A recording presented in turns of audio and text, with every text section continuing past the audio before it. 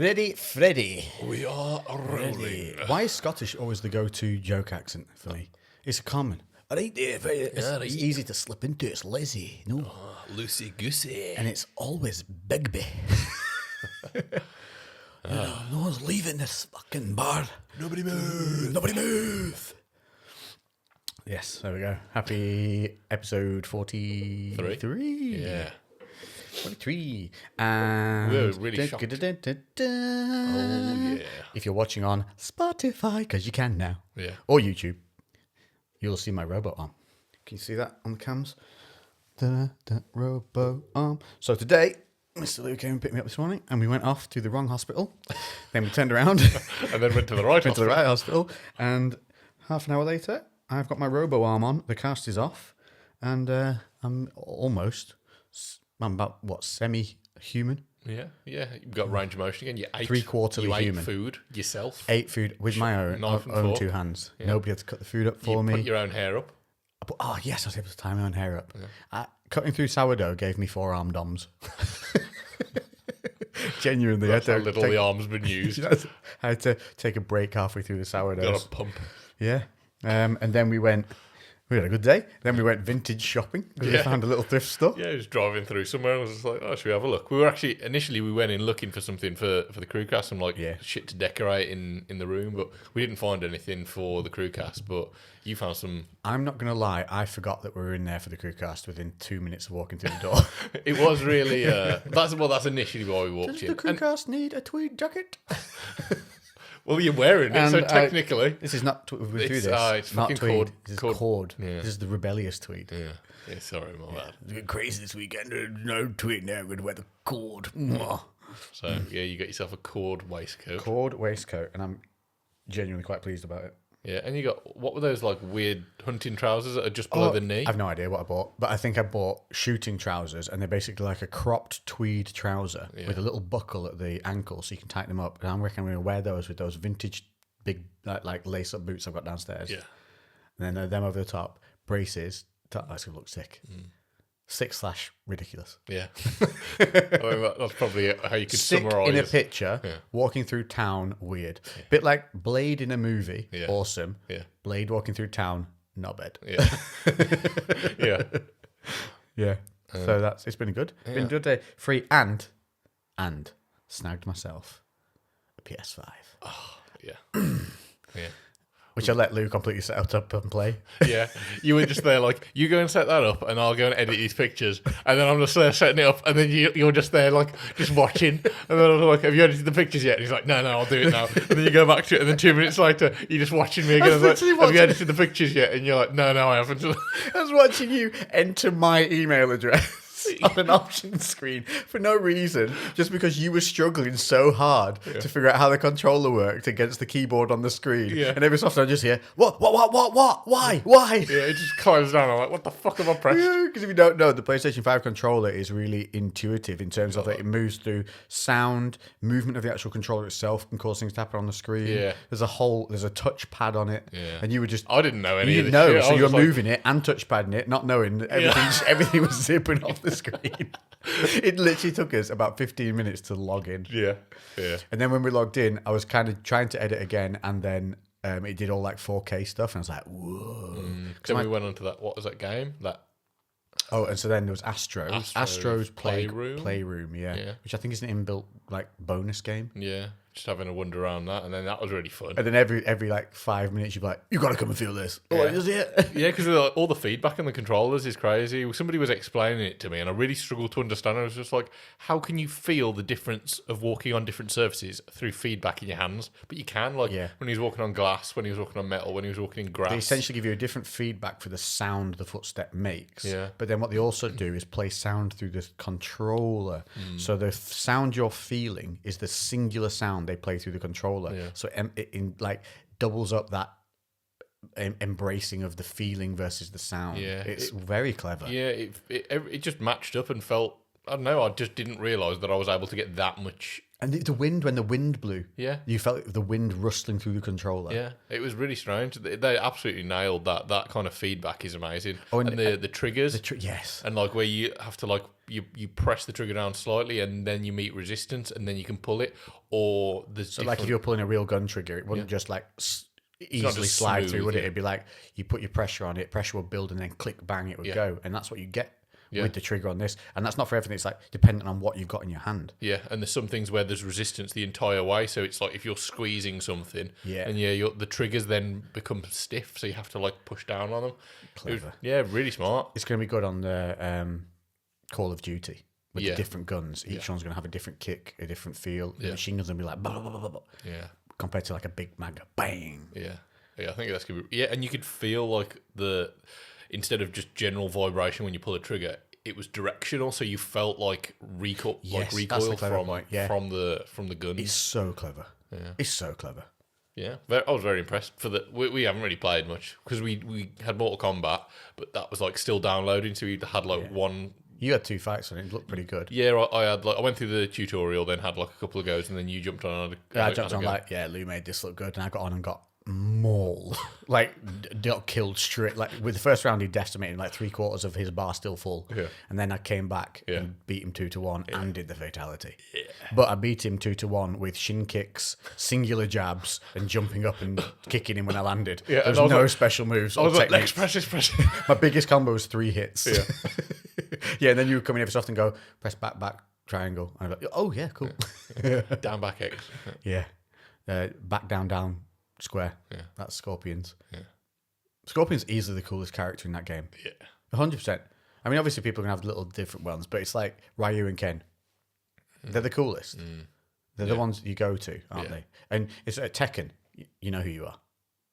I think Tekken was like, for me, I saw a lot. I saw more diversity with. Really? Yeah. What about the Bruce Lee dude? What was he called? You know, it was Lee, wasn't it? Was he really with that cheeky? Lee. Yeah. He was easily. I'm sure it was spelt differently though, wasn't it? That dude, man. If you knew, I knew every single one of his moves. Yeah. I could keep you in the air. You wouldn't come down. Yeah. Juggling. That's what they called that. Yeah. Yeah, because they had a little bit of juggling on Mortal Kombat. We were trying to learn some of the combos for it. You could keep people in the air for like 10 hits in that. Especially with the sunrise kicks and stuff to add on. Yeah. Because they'd send people high. So frustrating though when you're the other person. Yeah, you're just getting bounced. It's like, just might as well put a how many controller times down. when you're playing someone did you just fucking literally do that? Just go, well, might as well not fucking play it. And then if you're not even going to let me fucking stand up there. Because I have mates who were nerds on those games as well. I enjoyed playing them, but I wasn't. They would try to string like 20 hit combos and get good at doing that. But once they caught you with the first shot, you were bollocks them for 20 shots. Yeah. And that's all that happened to me every time because I'd come in like once every 2 weeks to play them. That they've been playing on it for the entire 2 weeks. Yeah. And they just lace me. Yeah. Who was King? King was good. I could leopard head. He's the only guy I could fight back against with the combos. Yeah. Because you could grip with him. Yeah. Because he was like a wrestler almost, wasn't he? Suplex. Like there was a 3-hit suplex where you ended up tombstoning them at the end. You'd suplex them, body slam them, and tombstone them or something. It was like a three hit power move. Which Tekken was this? Is that Tekken 3? Oh yeah, round 3, I reckon. Yeah. I think Tekken 3 was the best one. Tekken was groundbreaking because it went 3-dimensional. Is Tekken still going? Is Tekken done? Oh, it was going until 2 or 3 years ago, wasn't it? I know that. I don't know. I don't think they were very good though. By the end, they started adding too many pointless, weird characters in for no apparent reason. See, Mortal Kombat gets away with that a little bit. Mortal Kombat's impressive. The fact that they've, you know what I mean, they've not had to deviate a lot from their core. Do you know what I mean? Like, imagine what we looked up, didn't we? Jack's finisher, because we were taking pictures of my robo arm. Yeah. And when we watched just to see his finisher, to see what he did when he posed, you automatically like, oh yeah, I remember that game. Yeah. And it still looked good because it was real people, wasn't it? Yeah, and that was different. Yeah, it was. They did a lot with the little resources that they had. The sound effects were best on that as well. Toasty! It was just good, and the fact that the fatalities were like an 8-hit combo, and if you got one, everyone in the room was like, he's got it, and everyone come running. Yeah, they were solid to do on the original. Like the original 3 were really fucking hard. Some of them were really unsatisfying as well. Like Jax's is crap. It's like an uppercut. He makes you explode, and that's it. It's rubbish. Whereas some of the other ones, who was the one who ripped your spine out? That was Scorpion, I think, wasn't it? Was it Scorpion? Yeah, I'm sure. That was a good one. That was one of the best. You like pulled the head off, and the spine was still attached. Yeah, I think that was Scorpion. Scorpion and Predator. Yeah. But we've got the Mortal Kombat 11 with the Ultimate Edition, which is the one with all the DLCs, downloadable content, already in it when you load it in. So we should have to play with RoboCop, Arnold, and Rambo. Which I think Rambo was pretty hilarious. Because we were watching the Rambo stick fight the other day, weren't we? And it's like that's the Rambo that's in it, isn't it? We decided that Stallone is his most shredded and jacked in. Was it Rambo 3 in the end? The one where he goes to Afghan, isn't it? Yeah, I think so. Yeah, when he's like stick fighting in Thailand. He's stick fighting, yeah. Yeah. In that scene. He jacked. Yeah. And That's he's his like peak. He's like late 30s there. Yeah, I think he was 40. He was 32 or 33 when he filmed the first Rambo. Yeah.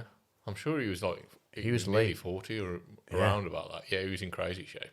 Insane. So yeah, because we had at first which one did you say? You said you thought potentially Rocky 4. I thought, against Dolph Lundgren, Yeah. when he's unveiled at the beginning of that, when he's oiled up, isn't it? which we couldn't actually find a good scene for without watching the entire film. Yeah. If you that was it. It's whether it's the Rambo 3 with the stick fight scene or Rocky unveiled in the ring when you first see his physique after he's been in the snow training in the mountains. Yeah, Rocky 4. When he's oiled up and the robe first comes off at the beginning. Yeah. Because in that, but I think he's maybe just all obliques and abs in that. Yeah. Whereas in the Rambo, he's also thick up top. Yeah. With the jackness. I remember the scene that you're on about, and it's like a low-angled shot, like kind of looking up at his they pull his torso robe as off. Yeah. And he goes, "Oh my God, Rocky looks like a middleweight." Or something like that. It's like, because he is. Yeah. He 100% is. Yeah. He's probably lightweight, let's be honest. Yeah. Probably featherweight. And then Dolph Lundgren in real life proceeded to rattle his heart off his own rib cage and put him in hospital. Fucking Dolph Lundgren. What an absolute specimen of a human being. And intelligent. Yeah, that's what I mean. Just like good looking. Oh God, yeah. Tall, jacked as hell, can fight, legitimately can fight. Yes, because he was an actual kickboxer. Yeah, like multiple degrees in like, is it nuclear engineering or something like that? Or something, isn't it? Yeah. Yeah. It's something like that. can act. He can probably sing. But he can't act. Well, he can't act, but he's a doing fucking it. actor. But he's fucking doing it. Doing a damn thing. Yeah. Like, yeah, what a guy. And like he I don't know. I just don't feel like he gets as much respect as he should. No, but he was always a supporting character, wasn't he? Yeah, he had a few main roles. Like he did the Punisher. He was. There was Red something. He was in something Red, wasn't he? He's in something. It's Red Sonja. He's a main character in Red Sonja. Go watch that, and then you understand why he can't be a leading man. Right. It's so bad. Yeah. Because what was the other one? With Van Damme. A Universal Soldier. Universal Soldier. What a film. It's empty! If you don't know what that line means, go watch Universal Soldier now. You forgot to take your medicine. It's empty. Should we shoot her in the stomach? No, let's shoot her in the head. He was great in that. I love that movie. Yeah. That was one of my like childhood, just live by every weekend. That and Demolition Man. Yeah. I fucking love Demolition Man.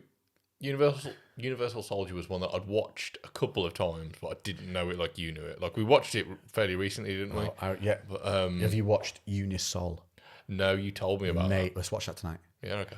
So if you've not seen it, YouTube and Spotify world, and also all you Audible lovely listeners, I'm saying that because I'm pointing at the camera. Go watch Unisol, because it's so they did Universal Soldier 1, Universal Soldier 2, then some piece of shit with Van Damme back in it with that. Who's that guy who's in all the B-rate martial arts movies? He's good at fight scenes, and then that's it. He appears every so often as a subordinate in a main movie. We probably wouldn't even know his name if I know. You'll know who he is, but it's Van Damme, and he's against Van Damme's the bad guy in that version. All right. Okay. Yeah, he's a bad guy, and this guy is, I don't know, it's shit. Ignore it.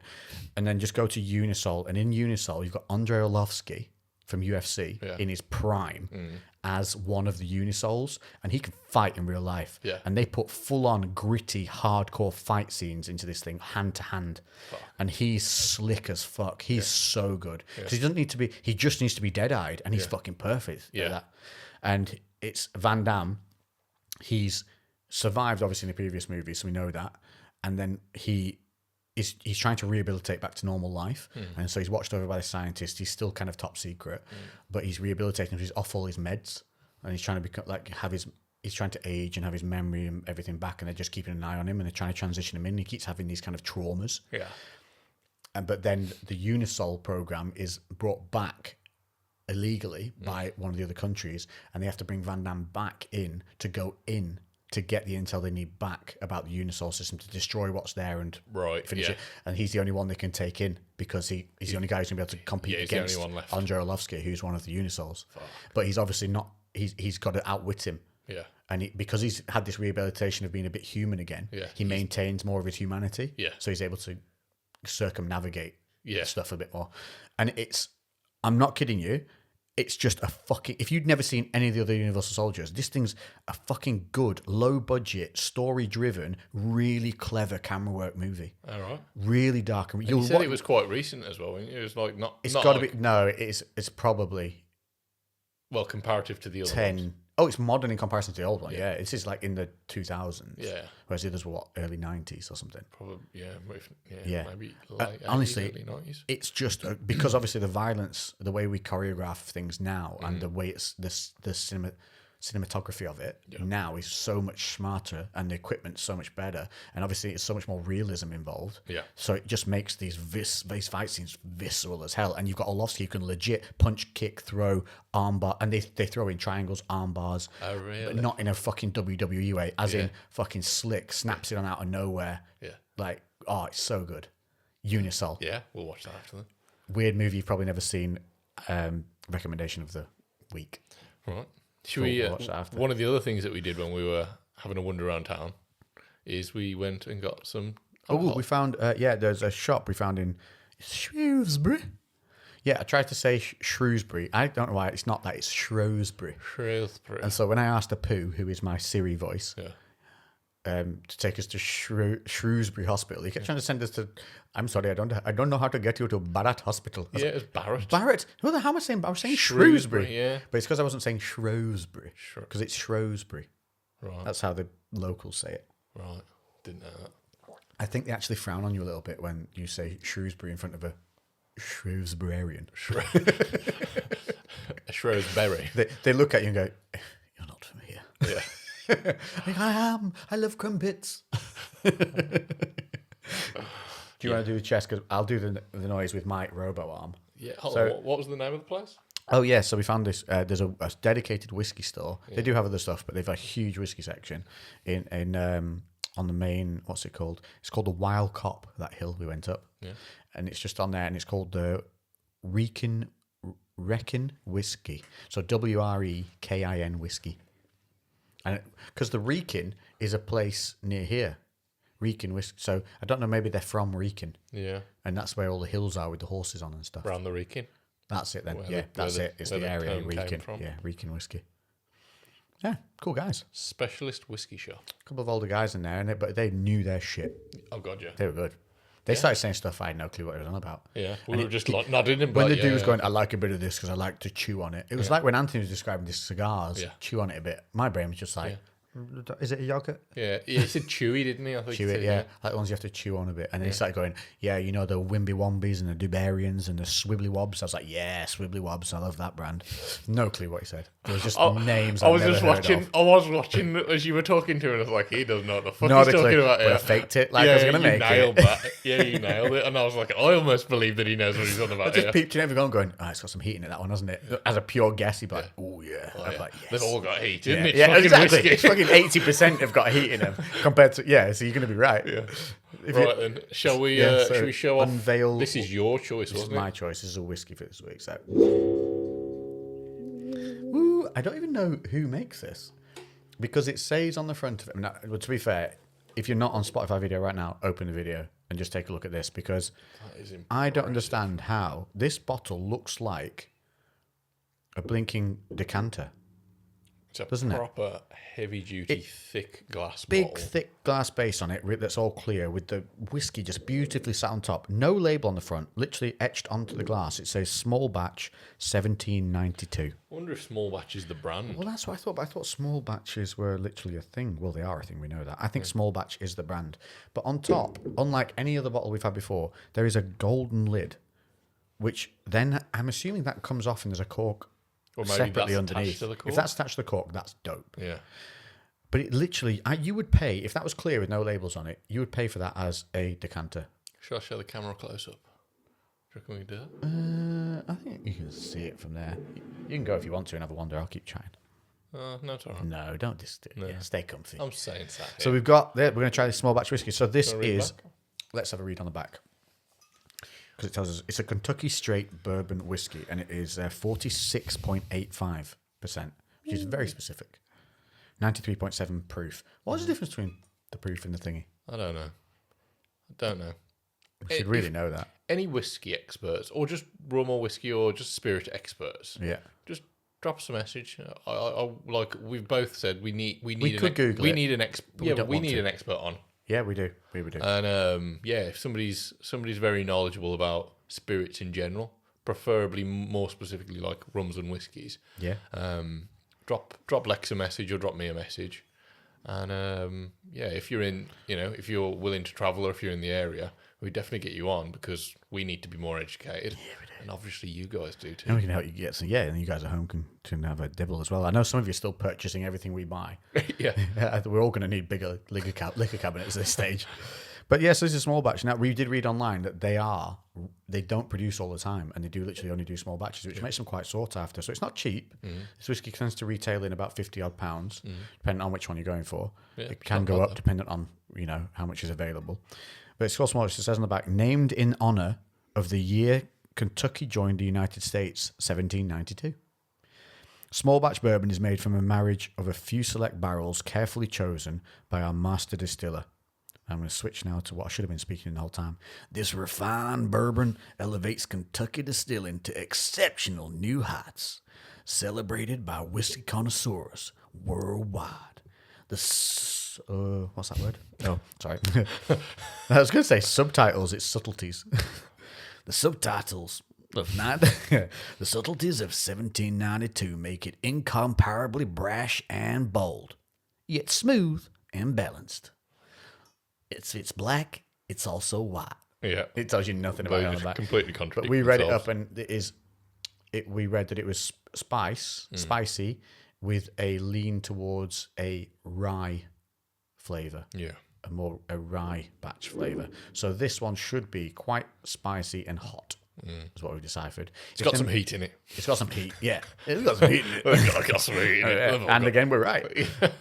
But apparently, they're made with corn, barley, and malt. Something and rye. Oh, that's it. Is it malt barley? Is it? Anyways, know. Corn, barley, and rye. And so corn, if it's heavier in the corn, it tends to be a little less spicy and hot. It tends to be a bit easier on your palate. Then you've got the barley, which mixes well middle of the road, and then if you go deeper into the rye, it gets a little bit heatier. So I think this one's going to be a sipper, and we're definitely starting with the ice cube. Do you want to open it up? Because I don't trust myself bashing all the stuff on my robo arm, because this bit's, look how sticky offy that joint is. So my robo arm, basically, just to let you guys know, I've got this brace on, and they call it I think it's a range limiting elbow brace. So it's it has this big ratchet on the join at the elbow, where it allows just only a certain few degrees of movement. So I have 100 degrees of movement. So if you go down from your shoulder, I can go down 100 degrees from my shoulder, and then it locks to stop my arm overextending and stressing where that the tendon has been reattached. But I'm in weird shape. I obviously have quite, what's the word?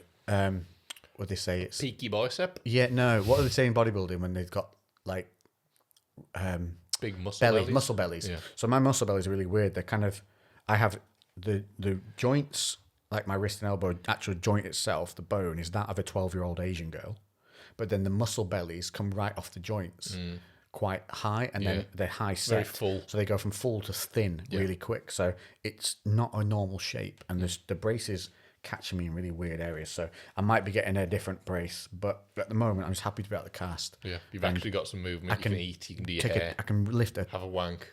Lift a brew to my mouth, put it down, have a wank, go brush my teeth, and then brush my own hair and tie it up. I might just do all of that as soon as you're out of the house.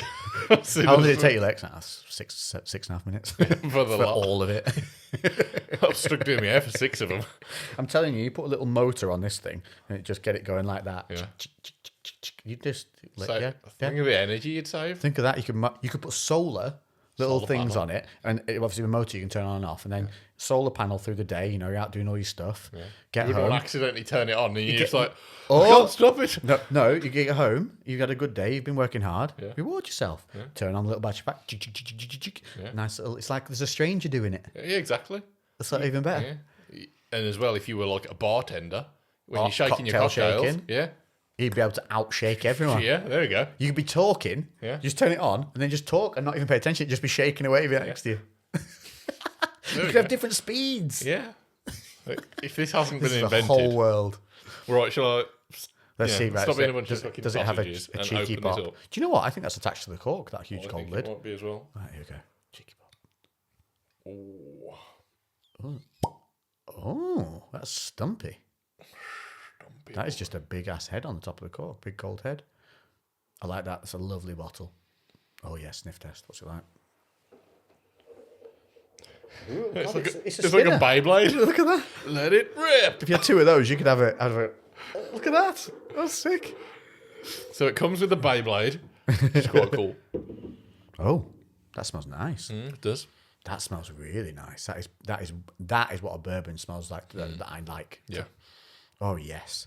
But we that's all making me know. feel warm inside. We all know though, it doesn't smell in the glass how it smells in the bottle. No, that's true. Is that going to That's the change? cork I was sniffing. Let's sniff the bottle. Oh god, yeah. I'm looking forward to this. Get it in the glass. That's not an irritating noise, though. It's literally a Beyblade.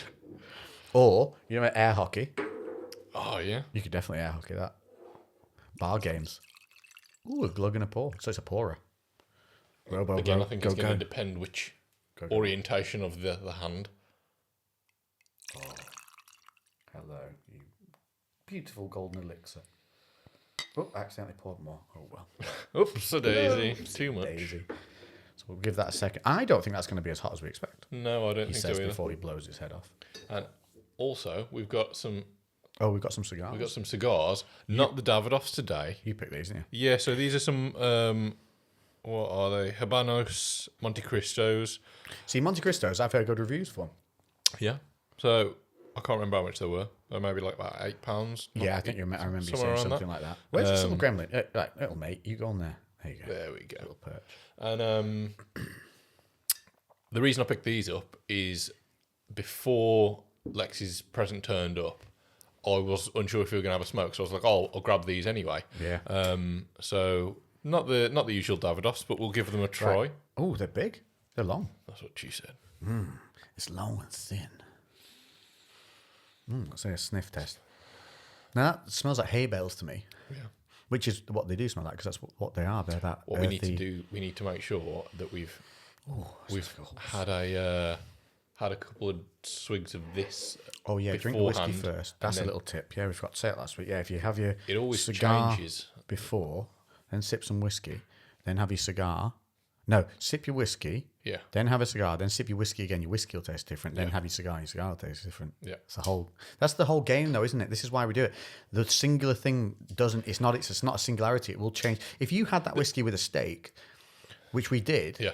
You eat the steak, then have a whiskey, then eat the steak again. Different flavour. The thing is, like all this stuff, like mix and matching the smokes and the whiskey. Like, if I heard myself saying this before I did it, I'd be like, "Sure, what a load of fucking bollocks." Yeah. But it's true. It is actually like it's really surprising, and I don't know whether that's something that obviously our tastes have developed and like we've become a little bit more definitely got intuitive better with it over time, but also like. I suppose just as we become more educated, we're paying more attention to it. Yeah. Do you know what I mean? Yeah, maybe. But both. Yeah. Should we? But I had some of that lambs the other day, just poured into a glass because I thought I needed some whiskey in a glass for when it was my birthday, and I did that, just a real post about it switching over, and I needed whiskey in a glass. I poured some of the lambs in, and I was like, that's cool. Then I tried to drink it afterwards. Yeah. Couldn't do it. Really? Too sweet. Yeah. Should we have a sip of this? Are we Should we go? Yeah, Going should in? we go in? All right, I don't think we need to cool it too much. Okay. Cheers, mate. Cheers. Happy Monday, folks.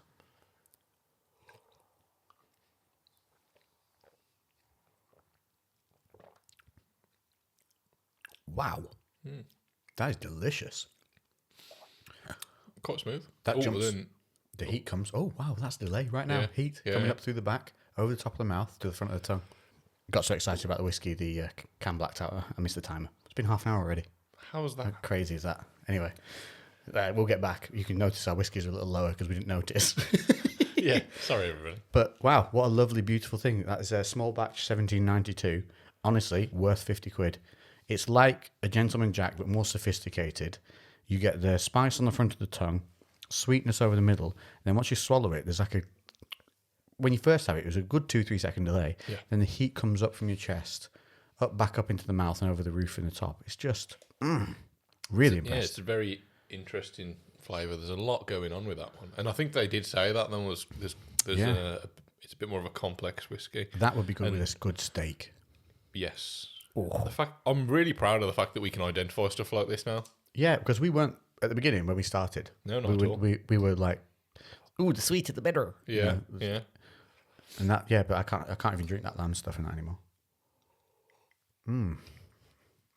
That I think is going up on my list. That's up with Buffalo Trace for me. Really? Yeah. Nice. I really like that. That's really, really nice. That is one I'll sip and drink on my own. We definitely need like a rum or a whiskey expert coming on. Yeah, or maybe even because obviously they're so different. Maybe there's a whiskey expert and a rum expert. Let us know if you'd like that. Yeah.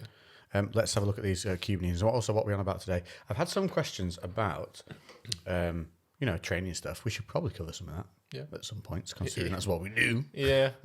Why not? I do want to discuss one thing today, this week that happened to me. So, obviously, you all know by now that I've had my arm in a cast for X amount of time. Prior to the arm going into a cast, I'd had 2 weeks of it being damaged before I had the operation, and then 2 weeks in the cast to now. So I've had a month, pretty much bang on a month from when I damaged it of no training. Prior to that, I'd only had maybe 10 days training back after we had 2 weeks off from that stupid flu that we got in London. Yeah. So essentially I've had 6 weeks away from the gym with a 10-day high stress period of kind of getting a lot of training in, but also having to do a lot of stuff for work. Yeah. So I think that's probably one of the part and parcels of the reason it happened is I was overworked and under recovered. Yes. And also cold when I hit the shot. That was the main thing. I was cold. I think I would have got a strain or a partial tear if I had warmed up properly, but I hadn't because I was coaching. So I was just going in and just showing people bits. And so because I couldn't drive with the cast on. So I could have done some stuff at home, but I didn't want to affect the wound from the surgery. Yeah. You've seen the scar today, didn't you? Yeah. It's gnarly, isn't it? Yeah. It's big. It's a hefty scar. When I saw that wound today, let's talk about that for a bit, yeah. It was a realization as to what my limb has gone through. Because I'd not seen any of that, because I came out of surgery in a cast. Yeah. Yeah. Did I? No, I didn't. Did I? Yes, I did. I came out with that stupid, huge white cast on, didn't I? There was like a weird elbow cast with a load of bandaging, and then had the actual cast put on a few days later because that was uncomfortable. Yeah, so I did. I came out with it all covered, and only my first viewing of it was today when I showed you. But when they actually opened up, as much as I was being kind of comedic about it and going, oh, I want to see a good scar, not a scar, when I actually saw it, it landed as to the damage I'd actually done. Yeah, and the significance of the surgery. Yeah, I shut up for a moment. Yeah. And just looked at it. Yeah, like, oh, fuck. Yeah, this is real. Yeah, this is real, and I do not want to go through this again. Because in my head, I was like, get this fucking thing off me, let me get going. And then I saw it, and I was like, okay, we need to be a little careful here. Yeah. And it was a moment of realization. But prior to this, I hadn't trained as a result, obviously, because of that scar. I knew the depth of it under there. And I didn't want to get sweaty, and then cause any issues with the cast or the wound or anything like that. And also, it was too painful to do it for a lot of the time. But I'd say in the last 4 days prior to the cast coming off, I could have started training, but at home, just doing some stuff. But I didn't for the sweat purpose. Yes. And the fact I couldn't shower easily. I didn't want to get stinky. It's just the whole thing. Yeah. So, but the day before getting this cast off, I was like, right, I'm having a go. I need to do something. And I put it up on my stories, and you would have seen it. And I just supersetted some left bicep, left shoulder with some. Just supersetted that, and then I did some chest pressing separately. I did 2 exercises for each body part, 5 sets. When I was down doing the chest press, I had 30 seconds to Mars on This Is War. Have you heard that song? Yeah. Good song. Yeah. More emotional than I expected. it kicked in. I don't know, it hit the feels, dude. I was really amped going into the set. Like, you know when you can feel goosebumps before you drop into the set? And I sat there with the music hit, and I sat down with the chorus breaking in, rolled that weight back, and then started pressing my left arm, and it was going up, and I just felt so I'm getting goosebumps now, look. Yeah. I felt so good just being allowed to lift that weight again, to be able to move, to be active. I started fucking crying mid-set. Like, didn't blubber, like, didn't go, ooh, and stop. I just mean tears started. I was just fucking singing with the music, and tears were just started rolling out my eyes. I wasn't even aware it was happening until I felt them. Yeah. And it was just emotions manifesting as a physical thing, and it was in a tear. And it was just pouring out. I put it on my stories. A lot of you will have seen it. And I get up within the set and laugh. Like, I'm not upset. They were happy tears. But Jesus, dude, I didn't realize how much training is an emotional, I don't want to say crutch, that's wrong, an emotional booster, an emotional support. Yeah. Huge. I felt a fucking $1 million after that session. Bounced around the house, felt good. I got pumped. Yeah. And I still look good. Yeah. I was like, yes. Fucking great. And now I've got the Bracy Army thing on. Listen, I'm tootling to that gym. And I'm getting in I'm going to go tomorrow. Getting some shit done. Yeah. And then once I'm comfortable, with the travel, I'll get over to yours. Yeah. Get some leg smashing. I was going to say, I just get, like... It's just a very wiggly road to yours. I was going to say, yeah, it's a longer drive, wiggly road. And also, like, are you going to get the most out of it? I know, obviously, we've got some kit that's going to really help. Yeah, for the leg day, your belted squat is going to be the tits, because 0 arm involvement, full load. I can easily put it on with this arm. And the plate loading is low and easy, so I can just do single arm. I don't have to lift it up and raise it. It's just drop on. And I can get a full squat motion in on that machine. See, he's watched me do it in the ashtray. I wasn't watching. You didn't learn. You did it last week. I'm allowed to do it this week. So shut up. This is where I inhale some tobacco. This is where you do the thing where you inhale it wrongly and then try not to cry. And you can see it in each other's eyes. You took that in, didn't you? Yeah, I did. Cigars, we are still absolute babies at. We've no clue what we're doing. Yeah. Anthony's helping us out a lot. He's teaching us the ways. Did you see he left a comment on the last one? Because we didn't know which one it was. I can't remember what he said it was now. It was a Churchill. It was one of the smaller Churchill ones. Something. It was a T, doesn't it? Anyway, I can't remember what he said. The emotional side of things for me on that set just showed to me how much training can be a huge improvement. So if you do not train and you're listening to us, which is awesome, I don't know how you found us, but well done you. Understand that training that you do does more for your positive emotional vibe than you can ever know until it's gone. Because I thought I was okay until I started doing that lifting again, and then realised how much I'd missed it. Yeah. But I just adapted to understanding I couldn't. But I told you, don't get me wrong, I've got a positive, upbeat attitude about a lot of things.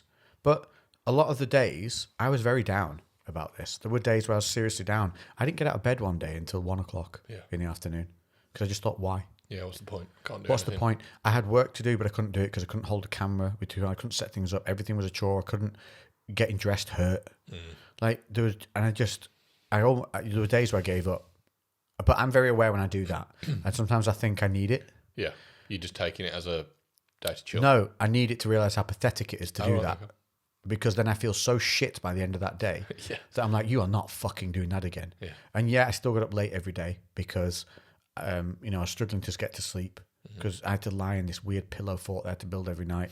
When you're aware that you're in discomfort. Yeah. And I just built a mechanism of not being able to get to sleep easily again, so I ended up staying up late as a result, knowing that was coming. And I was waiting until I was dropping on the sofa before I go to bed, so I just fall straight asleep. Yeah. So that's a bad habit I'm going to have to break right fucking now, and start getting up about 7:30 again, which to some people is still late. Kudos to you people, but I've never been a morning human being. I'm like the one eye open. Like sun through the curtains makes me go. Yeah, that's just but I'll challenge you to stay up till 4 a.m. every day for a week, and I'll do it no bother. Yeah. See, I'm weirdly in between. So I naturally am a late night person. I always, when I was growing up, was always up till early hours of the morning, and if I don't have shit to do, which is practically never, I will just transition back into like, you know, staying up till 2, 3, 4 o'clock in the morning. Instantly. Yeah, within a couple of days, it creeps back, and then I'm back there. See, now how do you get back into getting up early again? Because I do the same. I'll get up early, like I was getting up at one point like 6:30, 7 every day, no problem. It took me one night, really, of going back to bed late, and the whole thing's screwed. And it's like I have to work so hard to get to bed at the right time to get up early. You have to, like I found, you just have to have a day or two where you're fucked. Well, that's it. And you've got to bite the bullet and just get up no matter what. When I'm tired fucked, I'm literally a zombie. I'm useless. Yeah. Useless to anyone and everything. I think my other job that I used to do, I was working in that kind of state a lot because of doing 100-hour weeks and traveling so much and early hours, late hours, like everything was just all over the shop. Yeah. So I think I actually functioned maybe slightly better than most would on very little sleep. But yeah, it's weird. Like I hate getting up first thing in the morning, but I still just can do it all right. I've just got habits, but I'm never fresh. I'm not one of those people that wakes up in the morning. So you don't even develop that even after time of drilling it. I did that for over 10 years of waking up at probably, I'd say 5:30 was the latest I'd get up. Yeah. And still, that's crazy. Shit. 5:30. Yeah. Dude, there's times I've gone to bed at that time. Yeah, the same. There's times where I just for no good reason. For no good reason either. I once stayed up until about 3 a.m. to finish watching a Liverpudlian gangster movie. But to this day is still one of the worst films I've ever seen. But I had to see it to the end.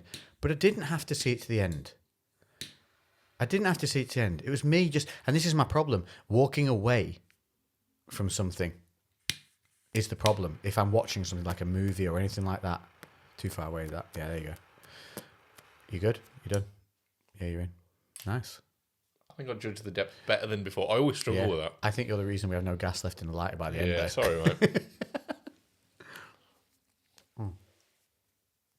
Oh yeah, by the way, if you do want to have a little dabble with the cigars and stuff, we're obviously going to try and hook you up with some of the Davidoff offers. We'll work on that one over the coming weeks. But make sure that you get a clean butane. Where's that one I've got? Can you read what that says from here? I can't bloody read it. You need to just do a quick review. Have a look at the cleanest butane you can buy in Britain. You won't use a lot of it, but you need to do it because otherwise you will taint the taste of your cigars and it'll taste like bad, like carbons from the fuel. What do you think of these? They're nice, smooth. I like it. It's actually, I think I prefer it to last week's. I'm not going to lie.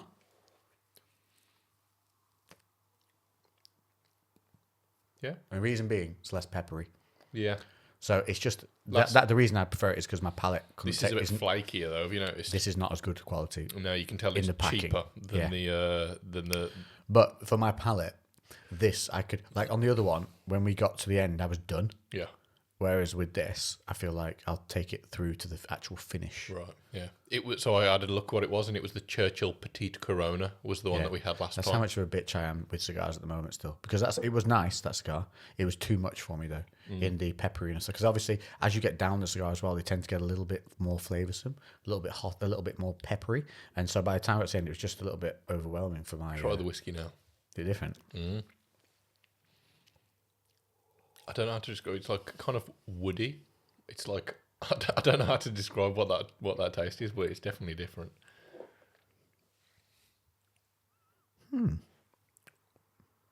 Wow, it's like the spice that was on the front of the tongue is now picking up more of that spiciness through to the center of my tongue and mouth, whereas before it was all at the front end.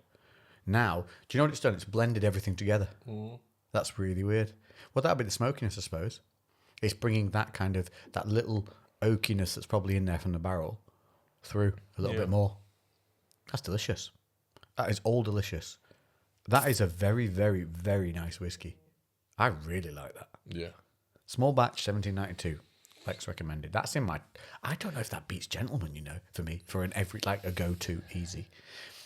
And Buffalo Trace, that's on a par with Buffalo Trace. Buffalo Trace is my favourite. Do we? I feel like at some point or another we need to do like a proper final definitive top fives. Yeah, like a definitive of like the year what we've decided are our favourites. There's a good one. If you're in the commenting notion, what are your top fives? Yeah. Only top 3. Let's limit Top it. 3, yeah. Top 3s that you have of your whiskies and top 3 rums. Yeah. Do one of each and let us know. Because there might be some in your top 3s that we haven't tried. Yeah. And we can go get them. I know. We do need a little bit of inspiration when we go into stores, otherwise we kind of meander. Yes. Yeah, we were there for quite a while, weren't we? Dude thought we were setting up camp. Yeah. I know Brett always has got like a good selection on there. He recommended that, is it Neptune's rum? Not a clue, mate. I think it was you could say Neptune's. Bibbly Bob's. Bibbly Bob's Bibbly rum. Bob's rum, Yep. yeah. Small batch Bibbly Bob. Yep. Yeah, definitely. Yeah, well, let us know anyway. What was our main thing today? Obviously I wanted to talk to you about that whole emotional thing with the training that I found, which I thought is just incredible. It made me just, I was surprised by it. The hilarious thing was, as if it happened to me, yeah, I didn't know it was happening. You know, you're aware, like if you're going to cry in a movie, you're like, I'm going to cry in a minute. This is really sad. Yeah. I did not know tears were going to come out of my eyes whilst I was lifting mid-set because I felt great. I just felt happy as fuck. Yeah. And I was just, but I could feel emotion building up in me. Yeah. But it wasn't sad, it wasn't happy, it was just raw emotion. But, you know, you ever watch, I remember there was a dude, Alexander Houston, he was a UFC fighter. He came in and he blasted people for like 5 fights, just knocking fuckers out like heavy. Yeah. Then somebody decided to take him down and we all found out he had no ground game whatsoever and got just mauled. But prior to getting mauled, if you do Alexander Houston MMA... Was he the black guy? Yes. Short, shaved head, like quite a lot of cool Cut, tats. yeah. And really good shape. Yeah, I remember. It looked like computer generated. Yeah. Just do Alexander Houston MMA highlights. Savage. I'm sure he did something with like Fight Science. Yes, well, that's what I'm talking about. Right. And they told him to get emotionally charged and hit this motherfucking doll as hard as you can. We want you to just just get that anger from deep down and drive it. They wanted him to hit this thing like a freight train because they were trying to generate as much power from him as possible. And this doll that he was hitting was full of gel and everything. It was to show the ability of his one punch, how much damage it could do to a human face. Yeah. And he was getting, you could see him thinking and building, and then tears started just coming out of his eyes. Yeah. But his expression didn't change. Yeah. He looked like he was about to murder a motherfucker with tears on his face, and then just went and smashed this dummy. And I think he like fractured every fucking bone in that face. Like turned his fucking head into dust. The whole thing just imploded. Yeah. Like. And it reminded me of that, like just a raw emotion, like it comes out as a tear. It's like our body doesn't know what to do with this feeling. So it's like, tell you what, we'll cry for a bit. We're going to leak. We'll just leak some shit out. Yeah. And that's what it does. We need to get rid of something. So we can't risk any of the other orifices. So we're going out of this one. Luckily, it was the eyes. Yeah, imagine just peeing yourself if that was a reaction. That's so good. You're in the middle of the gym, ready to go. Yeah, and you just wet yourself. But yeah, so to think of it that way, what it did was it was inspiring. It was like my body was telling me, motherfucker, you need this shit. Look how much of a release this is for you. Look how good this. And that's what it is. This is a training. You need to understand, whenever you're sat and not wanting to go to training, it's like not going to therapy. Mm-hmm. Your gym is free motherfucking therapy. Walking outside in nature is free motherfucking therapy. And it's all healing. Until you do, I didn't break something. But ignore that fact. If you don't break yourself, it's healing. Emotionally, mentally, you will be a better human being. So if you've been a lazy motherfucker last week, this week, you fucking get in there and you crush it. I'm looking at you. You fucking get in that gym. I don't give a fuck if you just go in there and run on a treadmill, but you fucking get in there and you give it your fucking everything. Get in there. Let everything go. And go and train. Just let it fucking go. And when you get in a gym, stay off your fucking phone. Even tell motherfuckers this. I swear to God, it makes me angry. I look around the gym and I'm like, am I the only motherfucker with my head up in the air? I think a lot of people now, though, they're using apps for workouts. No, I've watched. Because I do that. I get mad at somebody looking at them and I think, no, maybe they're tracking. Yeah. And then I see them swipe. Yeah. And it's Instagram. Yeah. Or it's Snapchat. And I'm like, and then I take it out on the set. I watched 2 guys train together, and I actually took a photo of it because I was going to cover their heads with like a stupid face and then write something. But I thought, no, it's a breach of privacy. I watched 2 guys who were training together, but couldn't have been training together less. Yeah. They paid no attention to one another while they were on the sets. Their sets were pathetic and half-assed. And literally before their feet had hit the ground after getting off a machine, their hand was in their pocket pulling the phone out. And neither one of those motherfuckers pulled each other up on it because they both just did it. Yeah.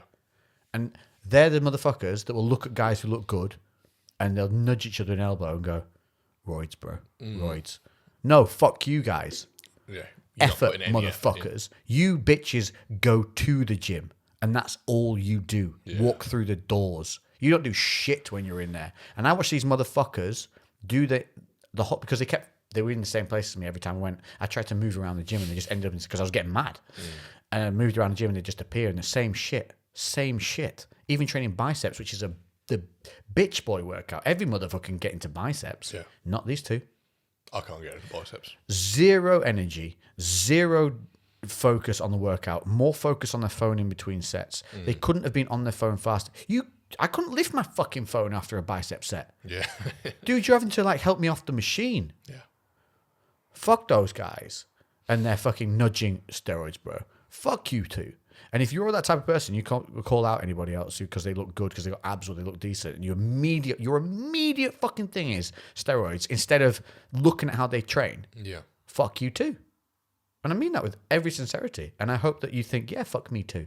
Yeah, I've been that motherfucker and I'm not going to be it anymore. Yeah. I look at guys in the gym and I don't give a shit if they are juiced to the fucking gills. Liver King, Instagram. Have you seen this guy? Yeah. Juice to the fucking gills. And we're not talking juice. We're talking more than juice. He says he's natural. Are you fucking kidding me? Yeah. Are you fucking kidding me? Fuck you. Fuck you, Liver King. You lying motherfucker. Yeah, Listen, I love what you do. I love your approach. I love your energy. I love your dedication. I'm sure he claims But if you've claimed natural, fuck you. I'm sure, because Derek, More Plates, More Dates, did a video about him. The thing that gets me is, listen, I understand what you're promoting is kind of okay with me because you're promoting being aware of what you're eating, where it's coming from, where it's derived, growing things yourself.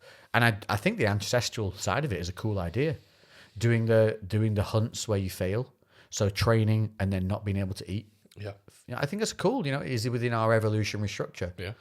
And I think that's very clever that he does that. But I saw him literally putting a post the other day, because if you go to the comments and have a look, somebody said something about the sacrifice bowl. He does this sacrifice bowl where there's a bowl that would have carbs in it and it has nothing in it because he hasn't earned it. Yeah. I was like, that's a cool idea. I like that.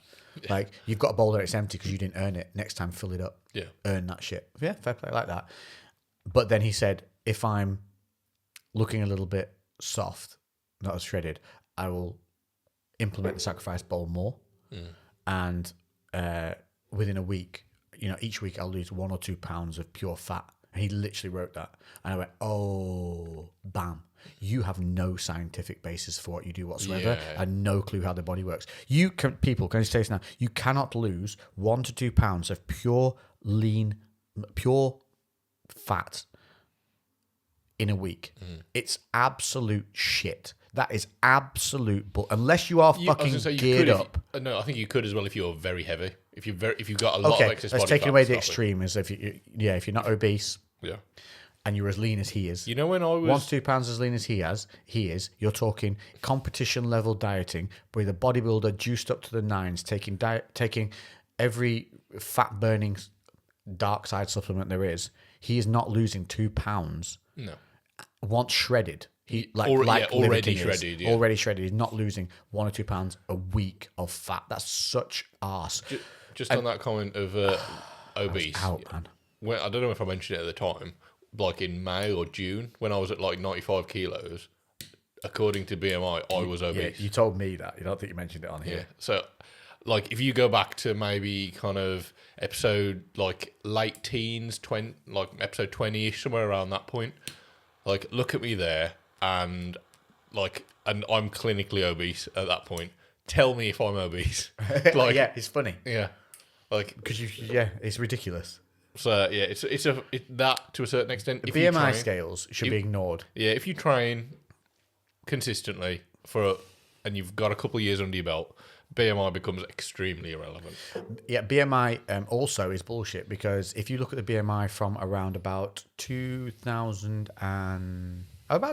probably, the BMI scale for average male waist size that they deemed healthy was 32. you go about 5 or 6 years down the line, that BMI scale for a healthy waist size changed to 36. They just changed the fucking boundaries to make people fit into a healthy scale. Yeah. What they don't do is make people change to get back into a healthy scale. Yeah. They adapt the boundaries.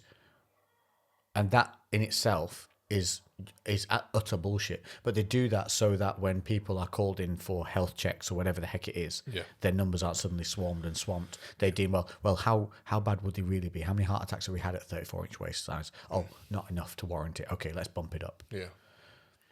Obviously, it's more than just looking at heart attacks, but you know what I'm saying. Yeah. Yeah. It's BMI is bullshit. Do not fuck BMI. Go off measurements, mirror, and how you want to look. Yeah, I think the thing that's obviously weight. Sorry, I was going to say the thing that's important in terms of like that. Before you go, because you're going to go. Weight, subjective. Okay, when I say look at your weight, I don't mean look at it and go, oh my god, I weigh this much. Girls are really bad for this because they feel like they should be a certain weight. Listen, it doesn't matter what you weigh on the scale. It's what your measurements are and how you look and how you feel in the mirror. Yeah. Okay, if you're happy with it, that's cool. Weight is so different. You could get two people. Let's comparatively. All right. Here's a film one. You and I. Okay. Now, looking at you as a human, you're pretty thick. You look like you train. I'm a bit more extreme in the way I visually appear. Yeah. Listen to this. Okay. I weigh 80 kilos. What do you weigh? 91. 91. Well, actually, no. Well, it was probably 90. It was 91 Who when cares? I was 10 fucking kilos. Bro, that's 22 pounds. That's a toddler. Yeah, and if you look at that, especially because we're only seeing our upper body here. Yeah. You look bigger than me, because your legs are I have got big legs, yeah. Yeah, a lot of weight in there. But still, so if you were to look at us two together, you would assume we're either the same weight, or possibly I'm slightly heavier. Yeah. 10 kilos lighter than him. Perspective.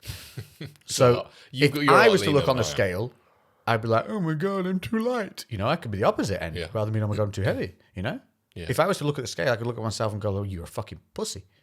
Because I'm not, you're 90, what the fuck, So weight is subjective to how you're looking. Like, you weigh what you fucking weigh. If you look good, you weigh what you weigh. You look good, And then the only thing that matters with weight is that you're taking averages for the week, not day to day. Fuck day to day. You take day to day, but you don't recognize it. Yeah. You just log it and you move the fuck on. Yeah. If you don't know how to take the average, just literally, so over like a week's average, weigh yourself every single day. That's 7 measurements, and then divide that by 7. And add them all up first. Add them all up, then add divide each it by day 7. Together, so you'll have a number that's hundreds of whatever. Yeah. So add them all up, then divide that by 7, and then that's your weekly average weight. Yes. And then if your weekly average weight is going up, then you're in a calorie surplus. If it's going down, you're in a deficit. If it's not moving, you're at maintenance. So you do average against average, not day against day. Because day against day will drive you insane. Yeah. Because I can fluctuate 5 pounds in a day. Yeah, it's ridiculous. That would be extreme, but it's possible. Yeah. But it doesn't mean I've gained 5 pounds of fat or 5 pounds of muscle. Especially people that are larger, again, because they literally have more tissue. 10 pounds. They can fluctuate massively. Women as well, they fluctuate even more because of hormone regulation, time of the month, things like that. So their weight can fluctuate fucking hugely over just a few days. Yeah, hormonally, it's a huge factor. It's not as apparent with guys, but again, it just depends on your total body weight. But one of the things I was going to say earlier in terms of heart health.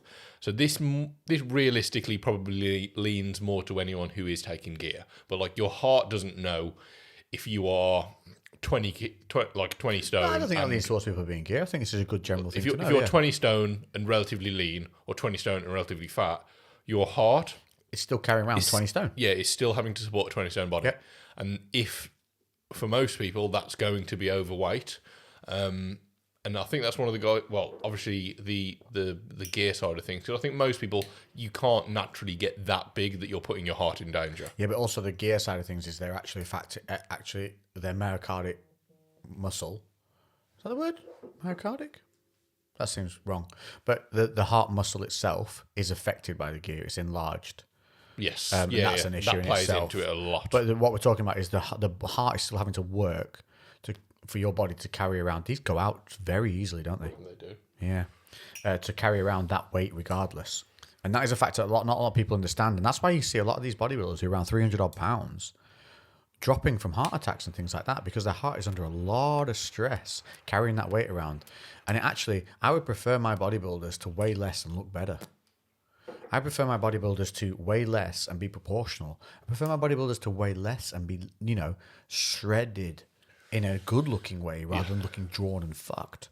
Yeah. And I think there's something that needs to change about that sport in regard to that, because their judging is always leaning towards that larger physique. What's Even in fucking, look at Ryan Terry's category. Yeah. Those motherfuckers are huge. Yeah, some of them massive. And that's what they're wearing, board shorts. What's that called? Physique? Is it still called physique? Men's physique, isn't it? Yeah. Is it still? Because they keep changing everything. Yeah, I think it's men's physique. And like Ryan Terry, like some of those boys in the physique can't compete in the 220 category. No. That's ridiculous. Yeah. Like Ryan Terry stood next to us. Obviously, he's bigger and more jacked than us, but like he's very beautifully. But he's not built. He's not huge though, is he? But he's just thick. perfectly. He's dense. Yeah, like every millimeter of his body is trained. He's well trained. He's Yes. I don't know how to explain that. He's very muscularly efficient. Yes, There's no room for any wasted He's, muscle. he's subtly jacked. Yeah, yeah, and like in absolute incredible shape. And personally, I think he's got probably one of the best physiques in terms of like who would I want to look like. Mm-hmm. Like But he has a really, I really. wouldn't want to look like Bumstead, and that's no offense to him, but he's just like too big, too. Oh really? Yeah, like I think he's. That's I didn't know you'd say that. I think he looks amazing. Oh yeah. Well, it's not just nice. Yeah, but like I personally wouldn't want to be Chris Bumstead size, like because then with everything there's a trade off with size that becomes issues with lack of mobility and. Do you know what's a crazy thing? I train with Chris. Yeah. His biceps are ridiculously hard all the time. He said to me, "Yeah, my biceps they said they're solid. They're just all the time in terms of their mobility." And he said, "Look, feel these now." I flexed them. He's like, "Yeah," and he said, "Okay," and then he just extended his arm out like this, straight, and went feel them again. Rocks, Yeah, absolute rocks. He was like, "Yeah, I don't know why." He said, "But it's not good. It's not good." He's very intelligent though with the way he does things. Yeah. He's very. We're not going to discuss that side of it. Yeah. But with that side of it, he is very smart. Yeah. Minimal. Yeah. And his whole goal is just training development. I remember seeing very pictures, very, very good. early pictures of him I think he was in like in college or whatever it would have been. Oh yeah, he's still and he's insane. Like obviously he's not super shredded at that point, but the amount of muscle mass that he's carrying at that age. Yeah, at a young age as just an athlete. You know what I mean? Like not even training specifically for bodybuilding. He was training in the gym, but I think that was for football or something like that. I can't remember because he's Canadian, isn't he? Yeah. So was it? Don't know if it was whatever it was. It'll be hockey or football on it. Yeah, and just insane. How funny would it be if it was for like lacrosse? Just this absolute beast of a lacrosse player just coming at you. Yeah. Really good looking and jacked. Just like, "I'm going to nail you, bro." Well, that'd be Canadian. It's like, "I'm going to nail you, eh?" Yeah. They wouldn't. They're too nice. They wouldn't even say they're going to nail you. They'd like stop just short of just smashing like- you in the face and be like, "Could have got you, eh?" Yeah. Or just like, hope you're going to be okay. That was a close one, eh? Yeah. Hope you're going to be okay when I take you down, eh? Imagine if that was hockey. If hockey allowed Canadians to be polite. Yeah. Well, could have got you there, eh? Ooh, hockey's fucking brutal. Stick Man. was close to my face, eh? I might watch it if it was like that. Yeah, hockey's fucking brutal. I love the fights. I used to go to the hockey games in Blackburn up north. There was the Blackburn Hawks, and they used to play. I used to go, and then there was the Manchester. Oh, what were they called? Because their basketball team, the Manchester Giants, and then they had, I can't remember what the ice hockey team was called, but they used to kick shit out of each other, and you could go and watch these games for like a $5. Yeah, and they were great. Those boys put it down. Like they gave it their all every session. It was really good. Yeah, what a game. But that surprised me that you would say that. Yeah, I think like don't get me wrong, I'd probably like it for a year or like 6 months. I think it would get tiresome. Can we just point out that Lou's not saying it as if he could be like Chris Bumstead if he wanted. Oh yeah, of course not. He's just saying if he aimed to get kind of go in that direction of getting big and lean. Like I could take every single I could have the best coach in the world. I could with put you on unlimited stem resources, cells, growth hormone. Yeah. I could implement Elon Musk's chip into your brain. Yeah. We could put synthol on your shoulders, implants in your pecs. Yeah. You would still... Not a patch on Chris Bumstead. And I'm not delusional. And we're not saying that to be funny. We're saying that in the fact of you need to realize, okay, you look up to these people and you can be inspired by them and you can be driven by them, but also don't measure yourself against them. You're looking at the best of the best when you're looking at people like Chris Bumstead. That motherfucker is genetically gifted with a work ethic second to none and has developed that physique over what's probably a 15-year period. Yeah. Minimum, if not more. Probably 20 years it's taken him to get the way he looks. Yeah. How old's Chris now? Do we know?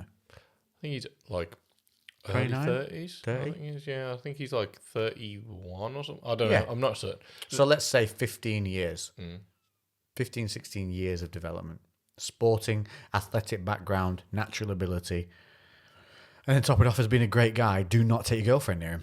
You're lucky he's taken, guys. Because that boy would walk into a room and just be like... And the subtle lisp he has when he talks is just endearing to every human being in the room. I really wanted to say something then. What? When you're just talking about stealing someone's girl. Why? What? You got to say it now because I don't know what you're on about. It might be a bit controversial in the Gymshark world. Oh, because it's Steve Cook and the girl? Yeah. Nah. Steve's engaged now. Yeah, I know, but... That's old news, listen. I know, but still. When you're in that fitness bubble, though, it's really nice when you meet somebody else in that same world that understands what you're doing. Yeah. Because if you're online and being that kind of media person, it's hard for some other people to understand that. And the kind of... It seems like a completely stress-free lifestyle when if it's the absolute opposite. Yeah. It's a constant battle every day, all day, and you never get any time off. And when you do have time off, you feel like you should be doing something or filming it or showing it or, it's never... So those two together, they work well, man. He genuinely adores her. Same with him. And they were just a good match. I think Steve... I don't know a bloody name. I don't know her name, sorry. I've got Chloe in my head. Courtney? Courtney, there you go. Wrong one, yeah. Yeah, that's right, isn't it? I don't know. Yes, it is, yeah. I'm just saying the name that When she was with Steve, because you said C. They were great while Steve was good being in like the travel and the cities and things, but Steve likes to be where he is, which is in St. George, which is out with the hills and the nature and being out. He's not into... He's quite happy there, whereas... Courtney wasn't. She wanted to be in a bustling, vibrant place, and there was an age difference there too. Right. When Steve was with her, she was very young. Now she's in like her late 20s. It's a different human being, right? And that happened. Steve? Steve's 35. Yeah, and I think so. Courtney's considerably younger. She was like probably 8 to 9 years ago. Yeah. Fair enough. I might be a lie, but she was younger enough for them to be at different points in their life. Yeah, and. So it was just what it was. They were good together while they were, and there was, I only ever saw really positive things with them. Even when they broke, I was at a table with Steve and Chris when they first were meeting when we were together in LA after he'd got together with her, and it was the first time they'd seen each other since. And it couldn't have been less of an issue. Oh really? Zero. Steve was happy where he was. Chris happy where he was, and they were both gentlemen about it. Yeah, that's fair and enough. It's part and parcel and testament to the human beings that they really are. They are just nice human beings, and they see the big picture. Yeah, and and that's why they are, because they're not petty. Yeah, they're driven and decisive in where they want to go and what they want to do, and there's little things that really don't matter. They let them go. They let them go. Chris seems nice. I've only met him very briefly. Dude, I hang out with him a lot during the trips. Yeah. He's such a nice guy. Yeah, he trained at BCB a bit with Romain. And Romain's physique's ridiculous. Oh God, what the fuck? He's got the waist. He is a walking bikini. He's a walking, talking, living Photoshop. Yeah, yeah. Romain's insane. Yeah, remain insane. Train the same or. Hello. Yeah, good guy. He's a lovely guy as well. Yeah, he was very nice. I spoke to him a little bit more than I spoke to Bumstead. Yeah. But he seemed very nice. And that lisp in person, If you're not ready for it, I wasn't ready for it. No, I never heard him speak prior to meeting him. Yeah, same. So when he came in, it's so like it automatically just brings any walls down that you might have around him, not yourself. This him. huge, just monster of a human being. Yeah. And he's like, hello. But yeah, he's not gay. It was really... he's just a bumstead. I love the fact that he plays on the list with his stuff as well. Yeah. Savage. Yeah. Savage. No, he's just a lovely bloke, man. I sat just when we were all together, just myself, David Lade, and Chris went out for food quite often together. And it was just such a good conversation around that table. You got David, who's just this ridiculously intelligent human being. Yeah. Next to you, who is he's a really fun guy when he's comfortable with the people he's around. Yeah. He can seem quite withdrawn outside of that, but when you're with he's funny. You got Chris, who's really open and humorous and warm to be around. It was just a lovely time, great experience. And you trap that by being in we were in LA and we would go off to somewhere that wasn't too bustling and do things. It was just a good experience. It was a really fun time. I know what you mean about David. When I think he's come down once or twice, and I was like, I was really surprised at how quiet and shy he was. Yeah, he's super. And sorry, boys. He turned up and he had he'd parked wherever he parked and he had his hood up and he kind of hid around and walked into the gym and I was like, don't worry, mate. No one's gonna when you're out and about, you're in Starbridge, no one's gonna know who you are. In the gym, they will. But yeah, it was he was just trying to be really innocuous. He doesn't like any big attention. social situations. Yeah, he did. And he came in the middle of the day. The gym was really quiet. Noel kind of made sure that was the case anyway. He was just do you want? He doesn't need babying. I mean, we're not saying that. No, God no. He's fine. He just doesn't interact too heavily when he's around a lot of people. Yeah. But when he's around people he knows, the thing with David is, if he knows you and he knows you know him, he's comfortable and he's himself. Yeah. When he is unaware of who you are, what he needs, he's worried about how he needs to act around you, or what you expect, or what you're going to say, how you're going to be, how's he going to... He starts thinking of all these things, and that's a natural formation of a mindset of an introvert. And a lot of people think that introverts are these withdrawn people. If they embrace trying to be withdrawn, then yeah, they can be. But if they are just comfortable around the people, when they're comfortable around who they are, they'll let themselves be free. And it's more the anxiety of the anticipation of how they're expected to be around someone that overwhelms them. Yeah. So... yeah, once he gets to know you and he knows that you're just going to chat innocuously to him about whatever. The trick with David was, to make him comfortable, was just start discussing tech about cameras and shit. Oh, really? Because he's confident in that subject and he wants to talk about it. Yeah. And so... I couldn't do that because I know fucking nothing. Yeah. For me, it was easy because I was interested in that. I was like, teach me. He was like, yes. Yeah. And he was, But obviously, David and I got on really well as well. I went and stayed with him out in, where the heck was it? Jersey. It's called Jersey. I don't really watch any of his... I follow him on Instagram, but I don't watch his YouTube or anything like that. Yeah, I went to stay with him. It was a great time. Really fun. I nearly died on that stupid skateboard thing he has, but other than that, yeah, it was great fun. Same with Dylan as well. Dylan's a lovely guy. Yeah, it's good times, man. I need to get back into doing that shit. Do you reckon they're going to start having a bit more travel next year? I'm going to regardless, mate. Yeah. I've decided. I need to start going out more because I'm happier when I'm doing stuff that's new and fun and I'm seeing new environments, new places and new things. Travel's so huge. So, it expands. It makes you realize it can do two things. It can make you appreciate where you are, or it can make you driven to get somewhere and to experience other things. Either way, it's a positive. I can't see you going traveling somewhere and being a negative because even in a negative, if you went somewhere that was shit, you'd be like, well, I appreciate home. Yeah. You know? So, but for me, next year, my main goal is to go out to, let me get this right. Where is it? Oh, stupid brain. Why does it do this to me? You know the charity that's run by my neighbour? I've not told you about this. Mm-hmm. Dude, I've got a neighbour literally across the road there. Yeah. And they run a charity that has built an entire village. Is it like Uganda or something? Uganda, like that? Yes. Out in Uganda. They built an entire village for this community. I've really wanted to do something like that. You can come. Come with me. I've really wanted to do something. Come with me. I've been thinking about that because £800, mate. Yeah. You go for 7 days. You go and stay in the town. You help them build or do something that they need for 7 days. And then the extra 3 days at the end, you go on safari. Oh, wow. 800 quid. And all of that money, it just covers your travel and goes towards the town build. I'd love that because I love building stuff anyway, so I'd love to get stuck in. But it means it's 800 quid, and when you're out there, you can give more. Yeah. You can donate something to something else, help build something else. Yeah. And it's so cool. You smuggle clothes out there for them. Yeah. And it's on. They'd be there in a cord. But They'd be there in a cord waistcoat. Next podcast, I'll get the details for you guys to be able to check these people. They are such beautiful human beings. Jan and Steve, who live across the way from me, they basically they're huge trekkers. They're in the 70s, dude. These motherfuckers are out walk. She's 7 miles a day. Yeah. Next time you're feeling fucking lazy at home, okay? Understand there's a 70-year-old woman across the road from me that walks 7 miles a day for fun. Yeah. That she needs in her day just to clear her mind. Yeah. 7 miles. Yeah. Yeah. My fucking granddad, he's like 83, 84. I should probably know. And he still does when he's had a couple of funny turns recently, but like for the most part, it's He at was least still, 10,000. even during his turns, he was a beast. Yeah, it's like 10,000 steps a day.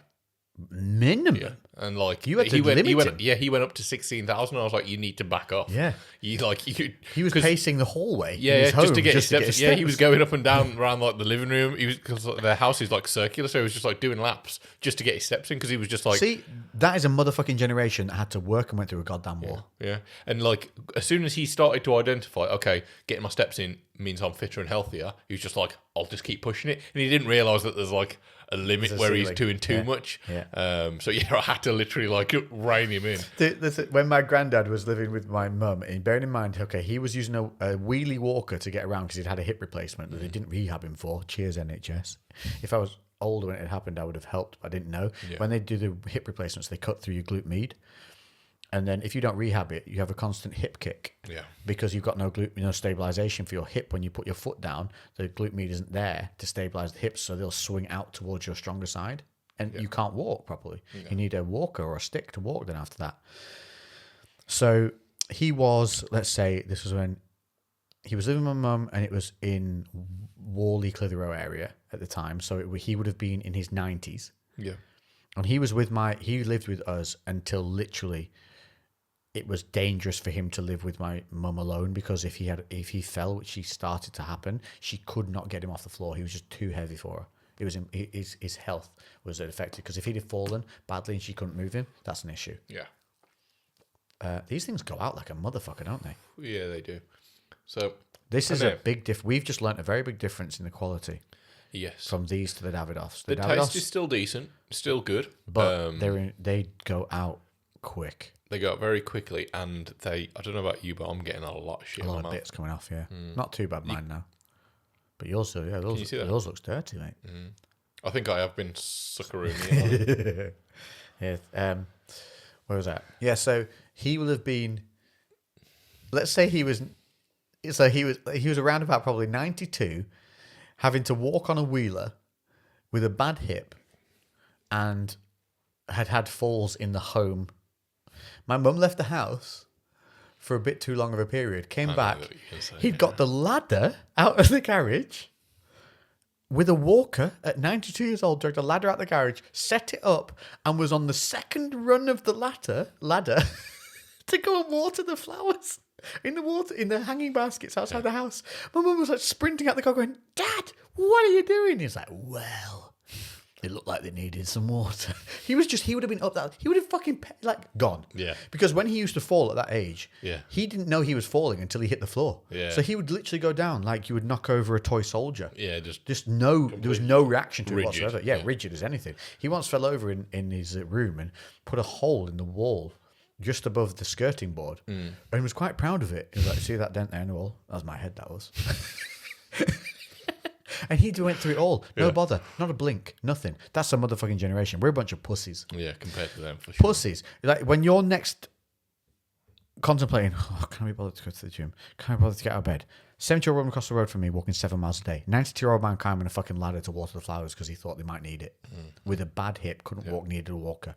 Don't be a fucking pussy. Let's fucking bring our generations up a bit. Yeah. This is what I'm going to have to... I'm saying this so I remember it myself, guys, by the way. Yeah, I'm shouting at myself. I think it, like, part of it, we toughen up as we get older too.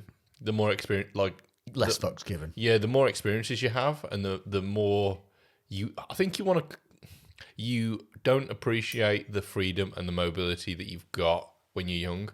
And I've probably said this before, but one thing my nana always used to tell me when I was young that really I always remembered, and it was just youth is wasted on the young. Yeah, youth is wasted on the young. And I so stole your thunder then. What a dick. Sorry. Motherfucker. Yeah, youth is wasted on the young, and it fucking is, man. Like, and that doesn't even, that never changes. Like, now I can look back, I'm 30 next year, and I can look back at me when I was 20 and be like, fuck, man, why didn't I do more? What I had, and this is 10 years difference. And I'm sure when I'm 40, I'd look back now and be like, fuck, why didn't I do more? Yeah. And then 50, you'd look back at 40. Do you know what I mean? You're always going. I don't have that too much because I did some crazy shit through my 20s. Yeah. Like I was fighting in MMA, I was doing modelling and the fitness stuff, I was doing the YouTube was all starting up. Has your gone out again? Yeah. That's poor, isn't it? Yeah. Ah well, get it lit. Keep toking on it every so often. Yeah, so through my 20s, I think I slowed with work in my 30s, it got a bit more like the travel and everything was really cool. But I was a little bit one-dimensional in what I was doing personally day to day with my training and stuff. Whereas through my 20s, everything was a bit crazy. I was fighting, I was working on doors, I was training people, I was doing so many different things from different avenues. Yeah. But I know what you're saying. There definitely, I think there's been more points in the last 3 years where I've been like, motherfucker, up your game. I feel like I got to a point and just plateaued a little bit because of life changes, things going, obviously divorce happening, moving home, COVID kicked in.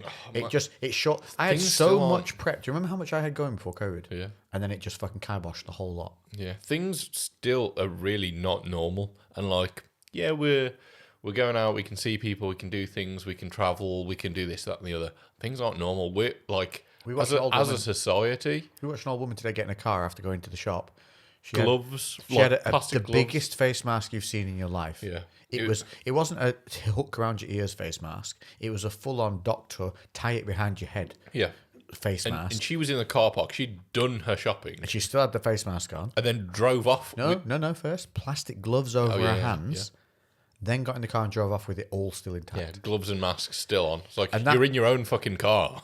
That maddens me, one, because she's uneducated on the whole thing. But also, two, she's been fear-mongered so much that that's how she's now acting. Yeah, it's not her fault at all. No. It's just that's the media shit that's and been bullshit. Pushed out there so much. That's how much her life's been enveloped by this. Yeah. I bet she panics every time she has to go out. Mm.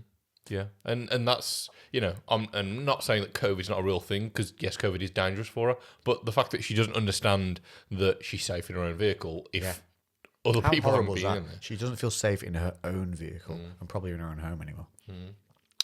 Fuck you politicians. Should we do some Q&As before we run out of time? Because I did want to briefly mention the fact that we're coming up, obviously we're 9 weeks away from 1 year. This is a good one. You do that whilst... if I stop this now... We're going to have guesstimations. We've got 23 minutes on here at the moment, which means we've got 7 minutes of record time left. Restart it. Magic Lantern, will you please crack the Canon R5 so we can get rid of this goddamn time limit? It's a pain in the bum. The only way of getting around this is to buy essentially what's a TV camera. Those big ass things. So you can't really do that. It's not feasible. We need just an egg timer. Just a little sand timer. No, just one that... No, I think a sand one would be cool. Yeah, but we're not going to fucking see that. We might as well look at the record button. You could get a 30-minute sand timer and just put it there. Bink. Yeah, but we've got to watch it. But it'd still be cool. Yeah, but we're not going to see it. We're going to miss it.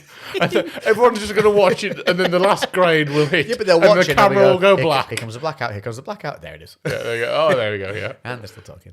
Look at those idiots. I've got I think it might actually be 30 minutes. Check it. If it is, bring it in.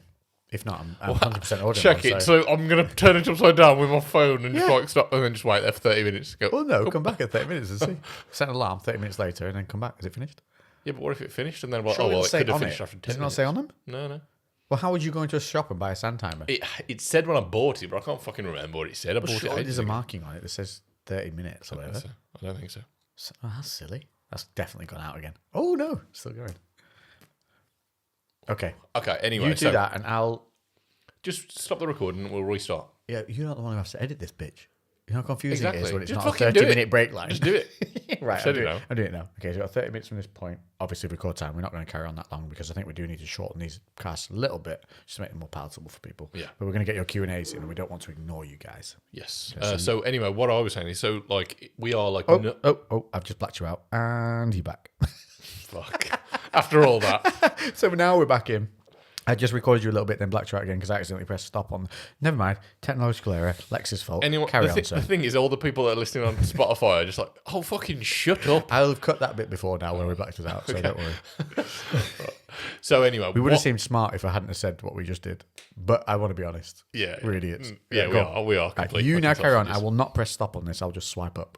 Good. Go. Okay. So we are 9 weeks away from a full year of the CREWCast, Which I am very proud of us. Yeah, we've missed one or two, maybe. And they've only been for very legitimate reasons, like illness or something. Not just us going, don't want to do it. Yeah. So we're counting a year when we've got 52, because we obviously do this once a week, and then, like I said, the bar the few that we did have to miss because of some extreme circumstances.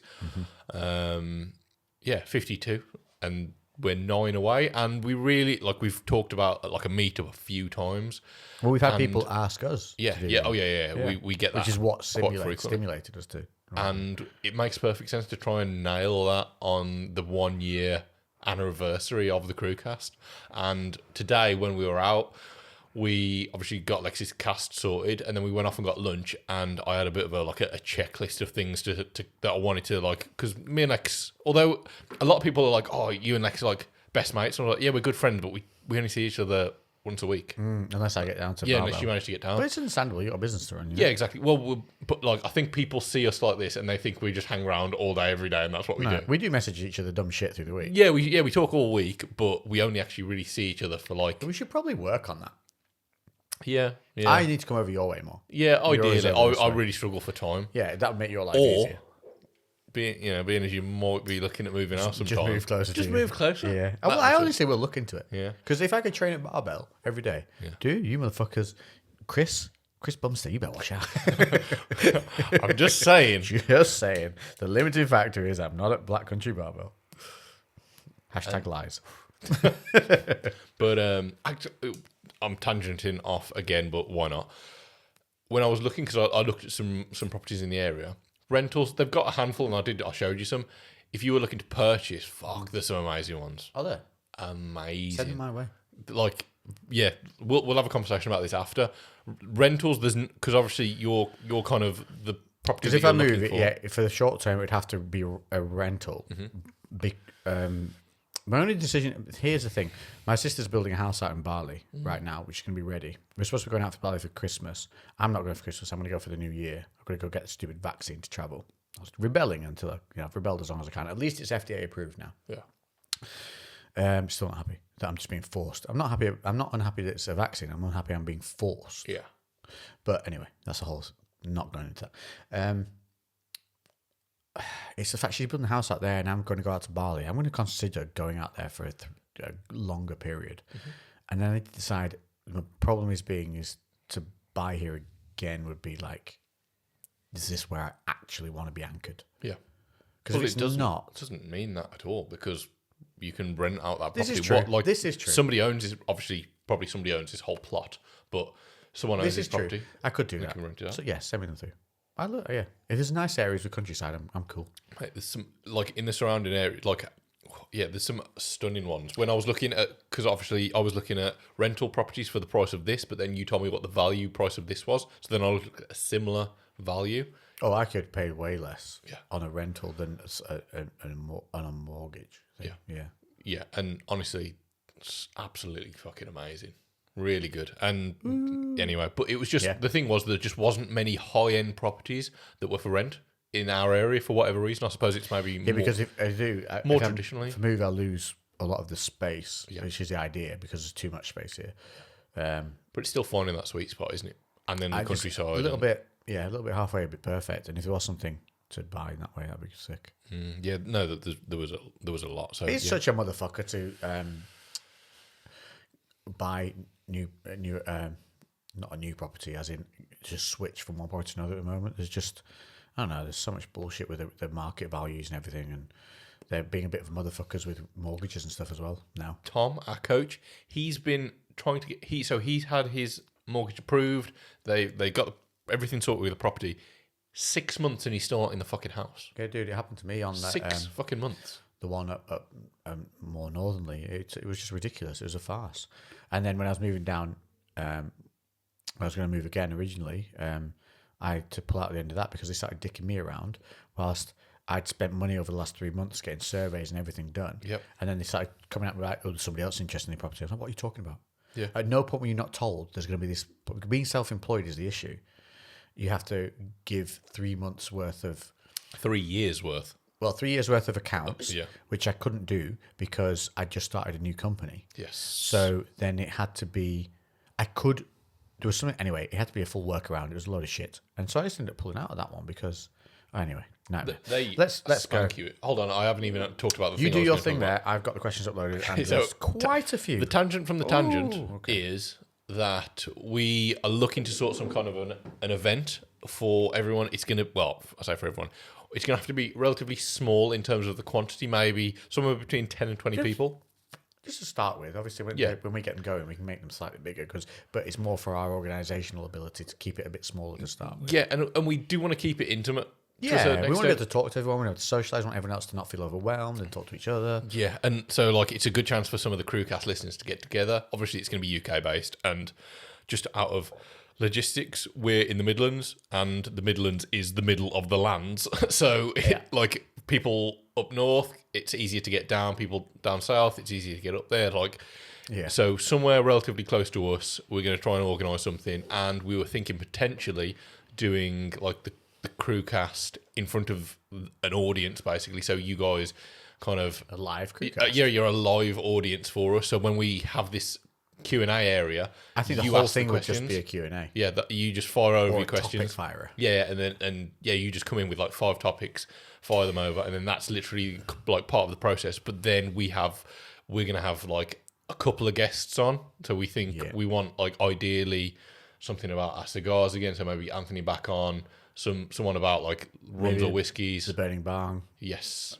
And he's a hell of an entrepreneur. And yes, something else. We want to make it like fun, and then just basically after the CREWCast. Next week we have, assuming all HR, no, not HR, PR relations allow it, which so far they have. We're just getting the final hey-ho. We should have, what's his final last name? Tyler Bate, WWE European superstar, coming on. Yeah. Which will be cool because he's a beautiful human being. Yeah, he's a lovely guy. Not what you expect. I'm not going to say any more than that. No. Not what you expect. But yeah, this is and so maybe we get someone like Tyler or someone in that realm. You know, somebody from a really what's the word? I go not a commercial. What's the word I'm thinking of? Somebody you'll see on TV. You know, those people that you'd be like, oh shit, yeah, we're going to hear from this guy that you probably otherwise wouldn't hear from. Yeah, yeah, we want to make a limelight of some form. Yeah, so we want like a live CREWCast, but then not necessarily going as far as saying it's a party, but it's just a good gathering, and then we're just going to have like some whiskey or some rum sampling, and we've all got some cigars to try, and we can just like literally chill out for like hours after, and then hopefully if we can sort somewhere that's got accommodation nearby, and we've all just got, because obviously we're going to be drinking. Just try to make it as easy as possible for you guys. Yeah, and it's fun. And we're just going to have to do like a limited kind of run of tickets. Yeah, you know what I mean? Just and it'll be all inclusive. Yes, you want one ticket ideally, and everything's covered. We just put everything in one. I'm not gonna lie. It'll probably be fairly pricey for the ticket because we want this to be we want it to be a good event. It's not crazy. Yeah, it's not gonna be ridiculous. We'll buffer some of the cost ourselves. Yeah, quite. Yeah, we want it to be like still applicable to people. We're not this isn't going to be something. We're not trying to make profit out of this. You're there, and you won't need to spend anything else in theory. We just want to make a good night for everyone. Yeah. So yeah, I think that'd be awesome to be able to try and make it as cost effective and fun as possible for everybody. Yeah. Yeah. So let us know some ideas. Yeah. And one of the other things we were discussing was clothing. So we are going to get some blanks ordered. Yes. So we can actually start messing around with stuff. So if people are, well, obviously lots of people are interested because we keep getting messaged about it in terms of some kind of clothing. I like some of the graphics we've been sent as well. Yes, yeah, we're getting some. I think we're definitely going to go with that Toodle Pippy one. Yeah, we're getting stuff like that'd be cool on the back because if somebody walks off, Toodle Pip. Brilliant. And, so there you are. Yeah, so that's a good update. we had the rare opportunity to spend a full day before the podcast together, and actually get some like decent amount of planning in. And yeah, it's just one of those things we do struggle. We're just busy, and we aren't next to each other. They're like 40 minutes to an hour drive away from each other, depending on what the traffic's like. There's always some dick doing 30 miles an hour into the 60. I can get to you in 40 minutes. Yeah. It takes me an hour every time. Yeah. So we do really try, but this for both of us is our side project, isn't it? Mm-hmm. That we want to build into being a main project. 100% That's the whole, we're committed to that.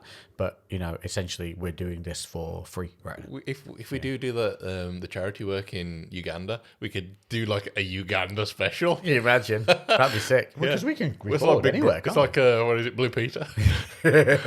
Dude, that'd be so sick. You can come with me on that. Yeah, 100%. Because I'm gonna bring a videographer along with me, so the whole thing will be recorded, obviously, because I want awareness brought to this. Amazing. Basically, what they do is they go out and, like I said, but they'll give you a huge duffel bag to take, and then you fill it with just charity clothing, and you smuggle it across the border to take to. Because if you don't smuggle it, it's literally gets stolen at the border. Because you fly into Rwanda, and then you cross the border into Uganda, because that's the quickest way of getting there by coach. Because if you fly into Rwanda, it's a longer journey to get to where you're going. So. Yeah, it's really cool. We can talk about that more next week if you want to hear, but we'll go through it. And obviously, it's available for anyone to come. Anyone can come and do it. So if some of you are interested in doing that with us, that would be absolutely sick. It's around about, let me get the numbers factually for you, but off the top of my head, I think it's £800 if you want to do the week in the town, and that covers your travel out there, all of us are getting there, everything when you're there.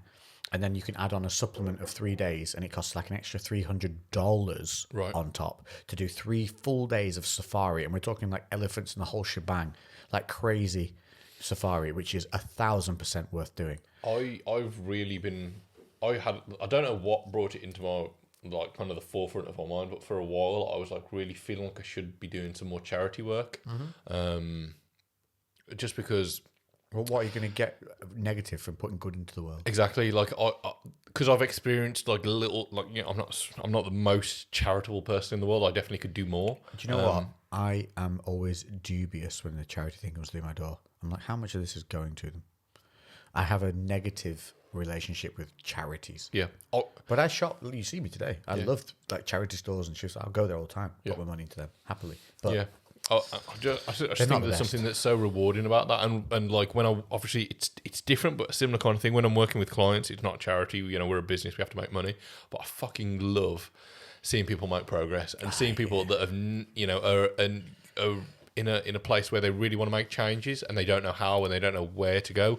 And this is my life. Like I've been training since I was young, and it comes as second nature. Most of the principles that we apply with our clients, but some people, this is alien and it's so new for them, and it's so fucking rewarding to help people. I understand that some people want to protect some of the things that have helped them get to where they are, because obviously they have worked hard to get there and don't want to just give away everything that they've learned along the way because they worked hard to learn it.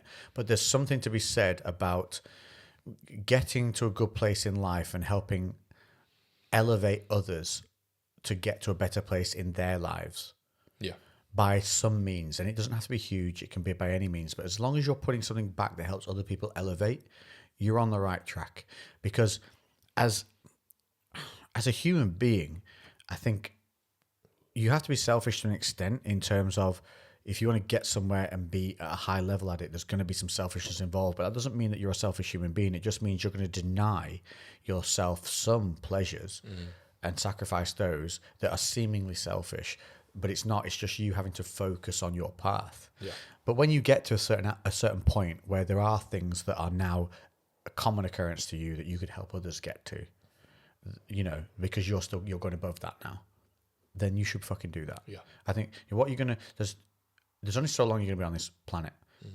You can't take the shit with you. So spread a little bit of that good vibe and things around, and you will be the reward you get from seeing others elevate themselves from things you've taught them can't be beaten. It's a high you can't get anywhere else. Then it's something you've imparted. That is a legacy you're leaving behind. Yeah. That's a true legacy, passing something down. So yeah, just a little thought. Let's do Q&A. Yes, onto the Q&A. Here we go. How to pull yourself out of a down period. Lately, things haven't been going so well. Well, we've discussed this on the previous one a few times. Let's just buzzword it because it's a huge topic. I'll just start. With every down, there's an up on the way if you keep your head up and aim to find that up. If you stay down and let yourself stay down because it takes no energy to be down, then that's where you'll remain because you have to work your way out of a down. Yeah. But that doesn't. The problem with when you're down is you can seem like everything is against you, but it will continue to seem that way if you do nothing to fight back against it. So we've talked about it before. Make some lists. Get little wins during your day. Get up early. Shower. Brush your teeth. They may seem insignificant because they're things that you should just do. Put them on a fucking list and tick them off as you do them. Yeah. And it's a reward system. And then intermittently add a bigger thing in between those little things and you'll get there. Yeah. It's building that momentum and set yourself like a handful of small, easy, obtainable tasks, and then just incrementally just increase their size. If you're somebody who like struggles to get up early, fucking set your alarm, put it the other side of the room, so you have to get out of bed. Because we've all done this. I have to set 2 different things to get me up. It's so fucking hard to get out of bed. But once you're up and you're out, then that's the hardest bit done. Yeah. And you're like, oh well. Once you're up, then you're like, fucking hell. There's not much point getting back into bed now. So. You have control over the situation, and when your willpower's understand that your willpower will wax and wane throughout the day. Sometimes you'll feel high and you'll be great and it'll be easy to do stuff. Other times it'll be low, and then sometimes you'll just have entire days where it's low. Yep. And utilize those times where you've got more energy and you're feeling proactive and you feel like you can do something to actually set up little catalysts for later on. So if you're feeling more motivated before you go to bed and like, yeah, I'm going to get up in the morning, yeah, I'm going to do this, yeah, I'm going to do that, spend 5 minutes making a little list before you go to bed, set your alarm, put the phone on the other side of the room, so then when you wake up in the morning and you feel sluggish and you don't want to, just want to, press snooze, stay in bed, get up, get to the gym, or get up and go for a walk, whatever it is you need to do, something that's going to be easy to just set you off on that right path. And it's just those little things. Yeah, the little things. Slowly tipping away, tick, tick, tick, a little bit more each day. Yeah. A big thing is don't try and overwhelm yourself. Don't try and go from 0 to hero. Yeah. And I'm not saying like baby yourself. I'm just saying be realistic. Yeah.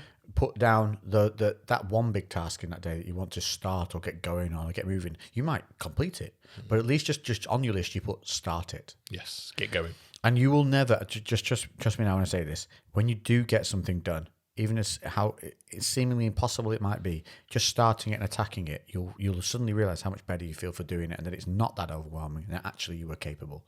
The thing is you are capable of more than what your mind is telling you when you're feeling down. You're always capable of more. Just remember that. Yeah. There's so much more we can go into that, and we can do more of that if you want. There are some. We're trying to get through some of the other. There are some podcasts that we've done that are specifically about that. I don't remember what they were called now. We can do it. We can go into it next week, and we will. We'll start next week's on that task. Someone else just put Woodford Reserve. Good. We liked that. Yeah. We did it 3 or 4 weeks ago. Oh no, it was longer than that. Was it? Yeah. Okay. Yeah. It was probably 7 or 8. Oh really? Yeah, I think that was quite a while ago. Yeah, actually, you're right. We've done a few ones in between. Yeah. Check it out. I can't remember which podcast it was on, but we have covered it. We liked it. Which whiskey was the winner? Well, today we told you it's a 1792 small batch. Greetings from Argentina. Hello, Dammy Fitness. Greetings to you too. If you could have entrance music the first time you walk into the bedroom for sexy time, what song would it be? See, now, is it much different from last time when we picked our overall? Thunder. Yeah. Wow. No, I'd stick with Thunder. Like a boss. Yeah, you'd stick with that. Yeah, 100%. There we go. Yeah. Or you could go with the classic Barry White. Yeah. Just get it on. Boom, boom, boom. Out of curiosity, would you rather spend a shift as a police officer or a firefighter? Firefighter. Yeah. I did my public services. I did public services in college because I was going into the fire service. Yeah. I did my fire service pre-recruitment course. That was my whole setup from school. I was going to be a firefighter. Yeah. And then right as I'd finished all of that, the recession hit and they actually were getting rid of firefighters and they stopped retaining firefighters. When was this? It'd be like 10 years ago. Dude, I think we did the same thing. Yeah. I applied to be a retained firefighter because in the local area, and then I ended up moving. Yeah. I couldn't do it. I also applied to be a police officer straight out of university, and I passed all of the stuff, and then they cut funding. The government cut the funding, and my place was lost because of that. Police wasn't for me personally, but I applied to firefighter both. 100%. But my best friend, his dad is chief of West Midlands Fire Service, and like he wasn't at the time growing up, but he was always very high up. And my best friend Chris wasn't interested that much in the fire service, but I really was, and I used to speak to Phil a lot about like It's a rougher job than you believe as well. Like they see what the police see and extra. yeah. When some of the stories. Yeah, when some bad shit happens, when there's bad crashes, like it's a lot of the time it's the firefighters who are scooping the mush up off the street. And one of my boys went through an attempted shotgun suicide. That he shouldn't have been alive, but his whole top of his head was missing. He was still going, still breathing. Yeah, and one of my friends, there's a real bad RTA, and Road traffic accident. The guy was still alive, but the car folding in around him was what was keeping him together. Oh my God. And they knew if they moved him, he would literally fall apart. And he was literally, because he was so compacted, that was actually stopping, like he was losing blood. What did he do? He died. He was going to, there was no way of. No, I was going to say, how the hell so they literally just like stayed with him. Until. And yeah. Amazing guys. Yeah. Big up to anybody who's out there doing that. Public service. If you ever think about shitting on any public service, when there is a bomb, a shooting, a fire, and everyone's running away, those motherfuckers are running towards that fucking problem. Don't you ever shit on those boys. Don't you ever. Yes, don't get me wrong, there's bad apples in every bunch, but the majority of them are not what the news portray. What's your go-to karaoke song? Tipsy and Black Put Drunk. I think that's a spelling mistake in there somewhere. I don't know what that means. Favorite karaoke song? I don't have one. No, neither do I. I literally have never done karaoke, and I probably wouldn't. I did. We used to go on the karaoke at uni and sing. What's the two versions? What's the fucking song?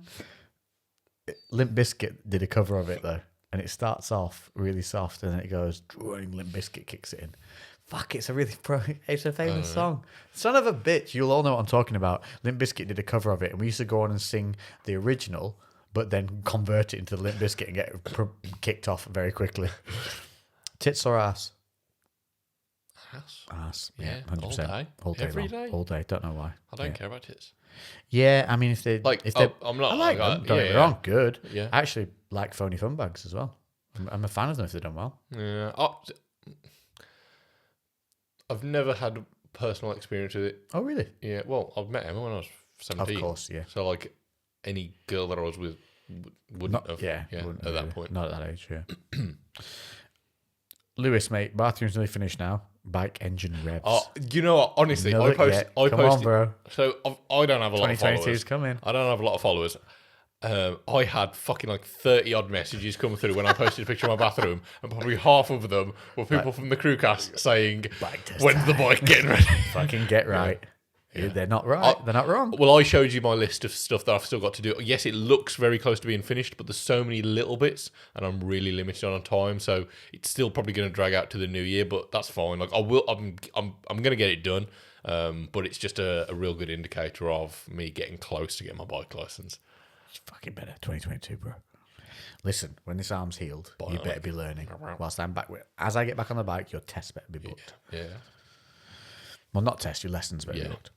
What's the best way you have or would walk out of a date going horribly wrong?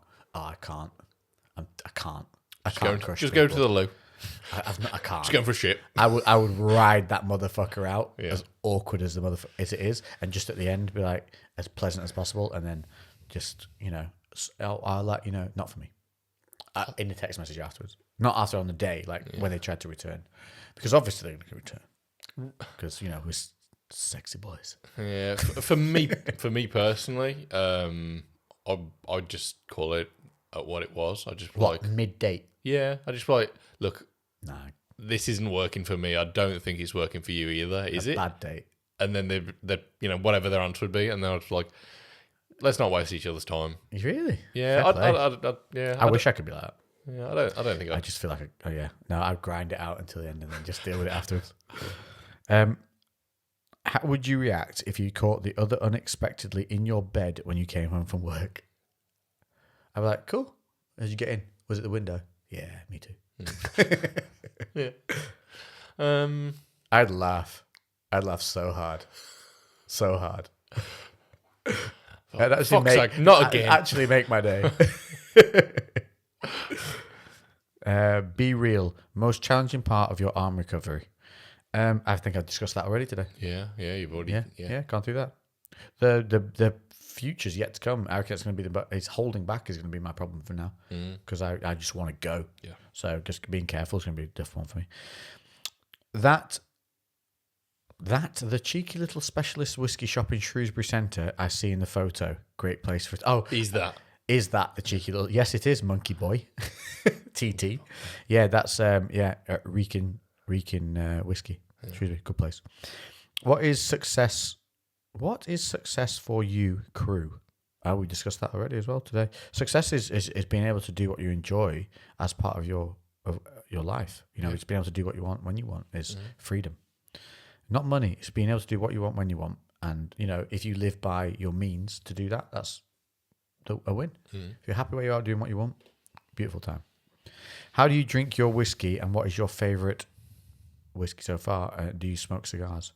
Dude, do you watch at all? Like, bro.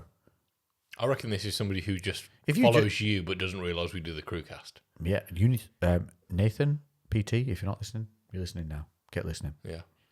I might reply to you personally. Yeah. Batman ? I don't know what that means. Yes. Yes. Every The day, answer yes. is yes. Yes. Let's play Fuck, Marry or Kill. Ready? Mr. Lewis, spelt Louise. Actually, that might be how you spell Lewis.